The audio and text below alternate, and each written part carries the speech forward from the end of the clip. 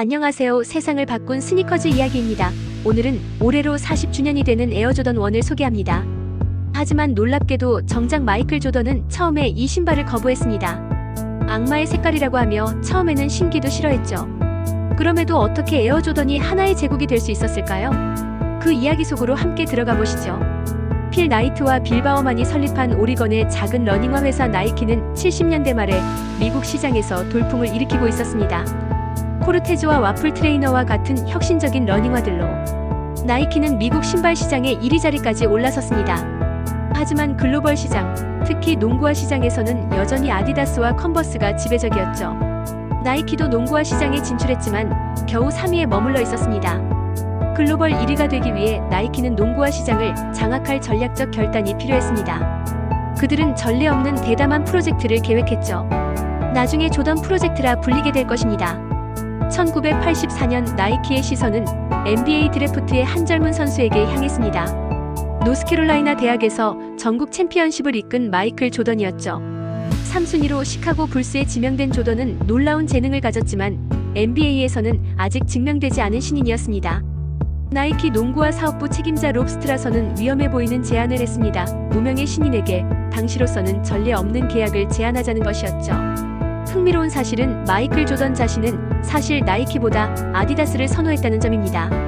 그는 대학 시절 내내 아디다스와 컨버스를 신었고 프로가 된 후에도 아디다스와 계약하길 원했습니다. 결정적인 역할을 한 것은 조던의 어머니 델로리스였습니다. 마이클, 적어도 그들의 제안은 들어봐야지.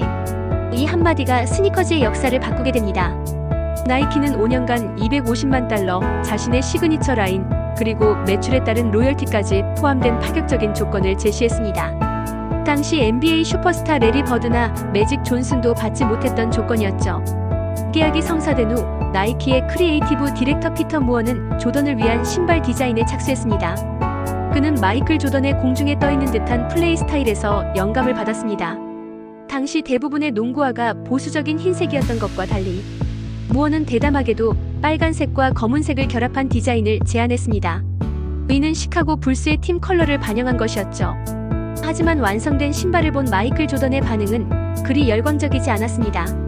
그는 이 신발이 처음에는 악마의 색깔 같다며 신기를 거부하기도 했죠. 1985년 10월 마이클 조던이 에어 조던 1 블랙 앤 레드를 신고 코트에 등장했을 때 NBA는 즉각 반응했습니다. 당시 NBA는 선수들이 유니폼과 일치하는 신발만 착용할 수 있다는 규정을 가지고 있었고 조던의 신발은 이 규정을 위반했습니다. NBA는 경기당 $5,000의 벌금을 부과하겠다고 경고했죠. 이 순간 나이키의 천재적인 마케팅이 빛을 발했습니다. 그들은 이 금지 조치를 역이용한 광고를 만들었고 금지된 신발은 즉시 반항의 상징이 되었습니다. 흥미로운 사실은 실제 정규 시즌 경기에서 조던이 주로 신었던 것은 금지된 블랙 앤 레드가 아닌 NBA 규정에 맞는 시카고 컬러웨이였다는 점입니다. 하지만 마케팅의 힘은 이미 작동하고 있었죠. 금지된 신발이라는 이미지는 대중들, 특히 반항적인 이미지에 끌리는 젊은 소비자들에게 강력하게 어필했습니다. 에어 조던 1은 출시 직후 날개 돋친 듯 팔려나갔습니다. 코트에서 마이클 조던은 올해의 신인상을 차지하며 신발의 인지도를 높였습니다. 에어 조던 1은 상업적으로 큰 성공을 거두었지만 조던 자신은 여전히 완전히 만족하지 않았습니다. 1986년 나이키는 에어 조던 2를 출시했습니다. 이탈리아에서 제작된 고급스러운 디자인이었지만 마이클 조던은 이 신발에도 완전히 만족하지 않았습니다.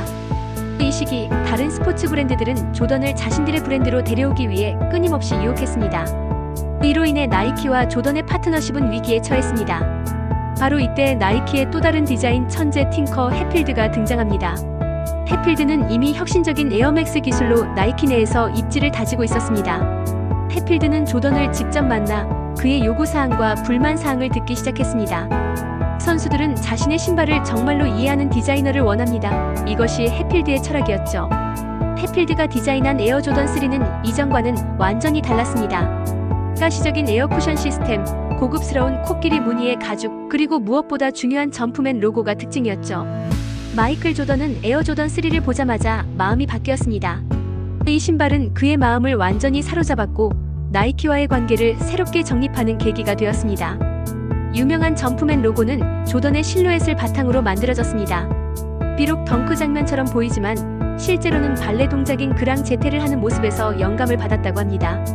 에어 조던 3의 성공으로 조던 9은 나이키 내에서 점차 독립적인 브랜드로 자리잡기 시작했습니다. 점프맨 로고는 조던 브랜드의 상징이 되었고 오늘날까지도 그 유산은 이어지고 있습니다.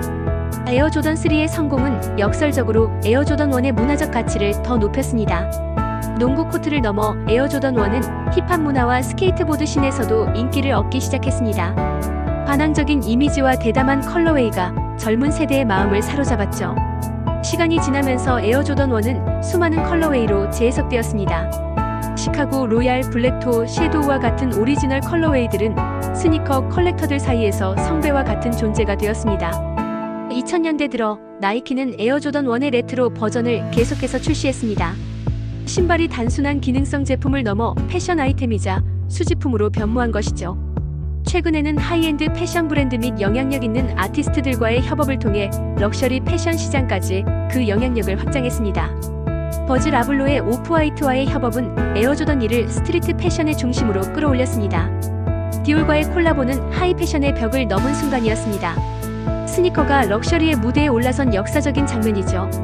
그리고 트래비스 스콧. 음악과 패션을 넘나드는 그의 감각은 조던 1을 또 다른 문화 아이콘으로 만들었습니다. 조던 프로젝트는 나이키가 꿈꾸던 대로 농구화 시장과 글로벌 시장에서의 지위를 완전히 바꿔놓았습니다. 한 신인 선수에 대한 위험한 베팅은 스포츠 마케팅 역사상 가장 성공적인 파트너십으로 기록되었죠.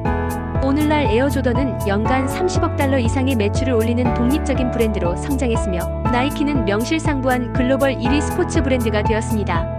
새로운 레트로 발매가 있을 때마다 전 세계적으로 긴 줄이 형성되고 리셀 시장에서는 빈티지 모델이 수만 달러에 거래되기도 합니다. 40년이 지난 지금도 그 인기는 식을 줄 모릅니다.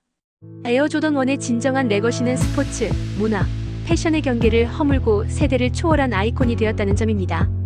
한 켤레의 신발이 단순한 제품을 넘어 문화적 현상이 된 것이죠. 마이클 조던의 이 말처럼 에어 조던 1은 예상을 뛰어넘는 성공과 영향력을 가져왔습니다. 그리고 그 이야기는 지금도 계속되고 있습니다. 1985년 조던 1으로 시작된 전설은 이제 전 세계 도시 속에서 살아 숨쉬고 있습니다. 2018년에는 88 서울 올림픽 30주년을 기념하며 조던 3 서울이 탄생했습니다.